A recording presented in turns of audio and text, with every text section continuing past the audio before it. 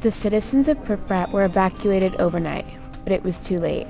Most of the population was already affected, but most wouldn't realize the damage until later in life. They were only a mile away from where the worst nuclear accident of all time took place, Chernobyl. It all started with a group of engineers who made a series of life-changing mistakes.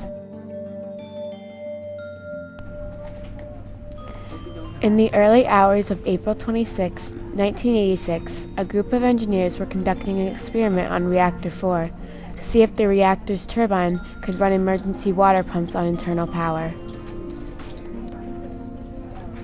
The engineers had little knowledge of reactor physics, and because of their poorly designed experiment, the engineers disconnected the reactor's emergency safety system and power regulating system. Then they ran the reactor at a very low power level, making the reactor unstoppable. The output kept rising, so they shut down the turbine. At first, it was not a nuclear explosion, but a chemical driven by the ignition of gases and steam that were generated by runaway.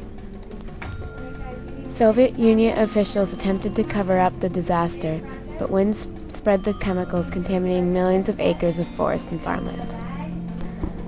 Neighboring countries reported higher radiation than normal, so officials reluctantly told the public what had happened. 32 workers died in the opening days of the disaster, and many more in the days that followed.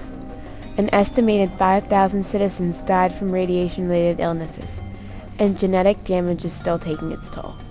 Millions also had their health adversely affected. The radiation covered Eastern and Western Europe and was several times the atomic bomb dropped on Hiroshima or Nagasaki. Today, Chernobyl is one of the largest and oldest power plants in the world. In 2000, the largest working reactors closed and the plant was officially shut down. Chernobyl is and will always be known as one of the worst nuclear disasters of all time.